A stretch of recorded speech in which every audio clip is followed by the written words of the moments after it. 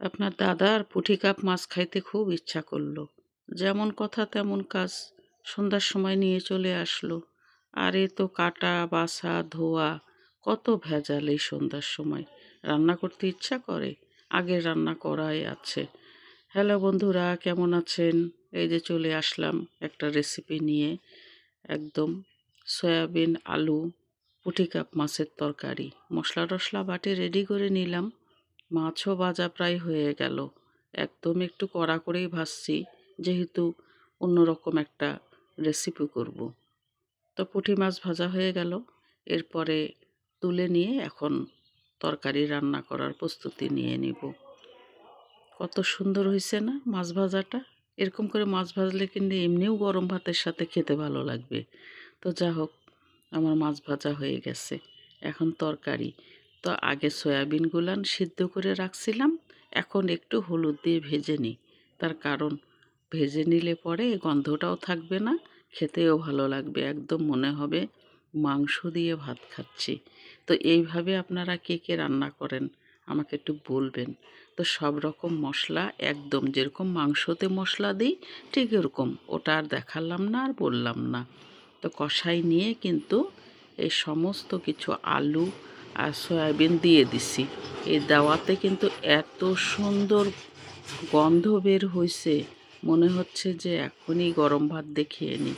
কিন্তু না, মাছ তো দিতে হবে, কারণ মাছ দিয়েই তো খেতে চাইছে, শুধু শুধু এরকম খাবে না। তো এই যে ভালো করে কিন্তু কষাচ্ছি, সামান্য একটু জল দিয়েই কষানো শুরু হয়ে গেছে, কারণ মশলাগুলোর কাঁচা গন্ধ থাকবে এই কারণে। তো কষানো প্রায় শেষের দিকে। এখন কিন্তু ঝোল দিয়ে তারপরে মাছ ছেড়ে দিব।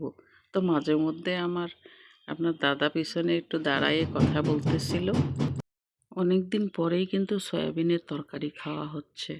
এর জন্য আপনার দাদা কিন্তু পিছনে দাঁড়ায় থাকে, দেখতেছে যে কিভাবে রান্না হচ্ছে। তো যা হোক, আমার রান্না প্রায় শেষের দিকে। কত সুন্দর করে কষায় নিচ্ছি যত্ন করে, একদম মাংস যেভাবে রান্না হয় ঠিক সেভাবে। এখন কিন্তু ঝোল দিয়ে দিলাম, তবে বেশি ঝোল করব না, হালকা ঝোল থাকবে, কারণ মাছের জন্য। যদি মাছ না দিতাম তাহলে কিন্তু একদম ভুনা ভুনা ঝাল ঝাল তরকারিটা হতো। তো যা হোক, আমার রান্না হয়ে গেছে, আমি ঢেলেও নিলাম। দেখেন কত সুন্দর। এবারে দেখতে পাবেন দারুণ লোভনীয় খাবার, মজাদার পুষ্টিকর খাবার। এরকম করে আপনারা রান্না করে খাবেন, খুবই ভালো লাগবে। আমি কিন্তু এরকম করেই রান্না করে আপনার দাদাকে খাওয়াই।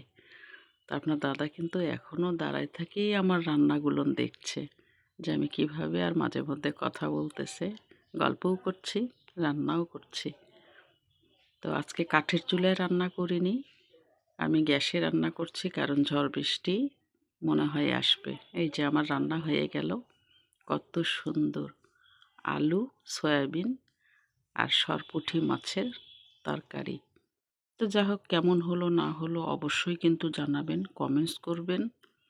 ভালো থাকবেন।